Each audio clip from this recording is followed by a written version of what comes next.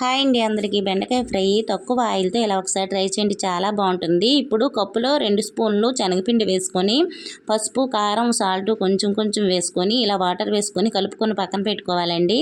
ఇప్పుడు స్టవ్ మీద కళాయి పెట్టుకొని 5 స్పూన్ల ఆయిల్ వేసుకొని అర టీ స్పూన్ జీలకర్ర, 2 పచ్చిమిరపకాయలు సన్నగా తరిగి వేయాలి. కొంచెం ఇంగువ పౌడరు, పొట్టు తీసిన వెల్లుల్లిపాయి, అలానే కొంచెం కరివేపాకు వేసుకొని తాలింపును 1 నిమిషం పాటు వేగిన తర్వాత మనం కట్ చేసి పక్కన పెట్టుకున్న బెండకాయ ముక్కలు వేసుకోవాలి. బెండకాయ ముక్కలు కొద్దిగా పెద్ద పెద్దగా కట్ చేసుకోవాలి. ఇప్పుడు కొంచెం పసుపు వేసుకొని 5 నిమిషాల పాటు కలుపుకొని మెత్తబడేంత వరకు ఉంచుకోవాలి.